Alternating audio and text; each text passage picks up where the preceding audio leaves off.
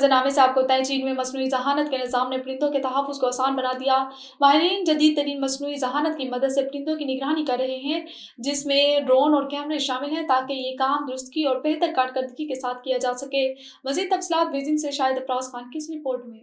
مصنوعی ذہانت کے نظام نے چین کے شہر کنمنگ میں موسمی پرندوں کے مشاہدے اور تحفظ کے کاموں میں نمایاں مدد فراہم کی ہے۔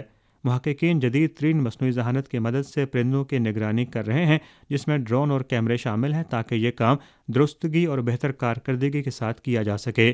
محققین کے مطابق ڈرون پانی کی سطح سے تقریباً 60 میٹر کی بلندی تک پرواز کرتا ہے اور پہلے سے طے شدہ راستے کے مطابق تصاویر لیتے ہوئے پرندوں کی تعداد کو ریکارڈ کر سکتا ہے، اور کمپیوٹر 10 سیکنڈ کے اندر مشاہدے کی رینج پر مبنی پرندوں کی حتمی تعداد بتاتا ہے۔ یہ نظام بنیادی طور پر نسبتاً کھلے علاقوں کے لیے موزوں ہے، جہاں پرندوں کی آبادی اور بڑی تعداد ہے۔ ماہرین ریئل ٹائم امیج ڈیٹا حاصل کرنے کے لیے دن میں 2 بار صبح اور شام ڈرون کا استعمال کرتے ہیں۔ ساتھ ساتھ پرندوں کے اقسام کی تصدیق کرنے کے لیے صوتی پرنٹ کی شناخت کا نظام بھی استعمال کیا جاتا ہے۔ اس نظام کے استعمال نے روایتی دستی نگرانی کی بلند لاگت، کم کارکردگی اور ڈیٹا فریگمنٹیشن کے مسائل کو حل کیا ہے اور پرندوں کے تنوع کی نگرانی کی کارکردگی کو مؤثر طریقے سے بہتر بنایا ہے۔ چین نے ہمیشہ انسانیت اور فطرت کے درمیان ہم آہنگی کے تصور کو برقرار رکھا ہے اور انہی بنیادوں پر حیاتیاتی تنوع کے تحفظ کی کوششوں کو بھی عمدگی سے آگے بڑھایا جا رہا ہے۔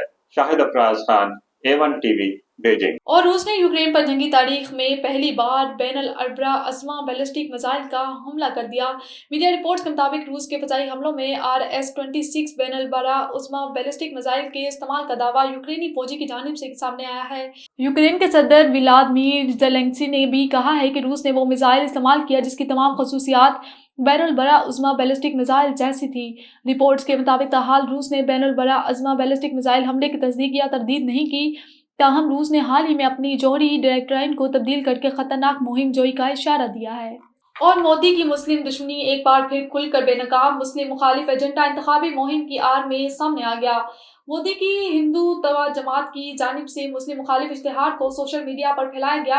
اشتہار میں مسلم مخالف جذبات کو فروغ دینے پر حملہ کرتے ہوئے دکھایا گیا۔ بھارتی میڈیا کے مطابق یہ اشتہار بھارتی ریاست جھارکھنڈ میں بی جے پی کی مہم کے ایک حصے کے طور پر جاری کیا گیا۔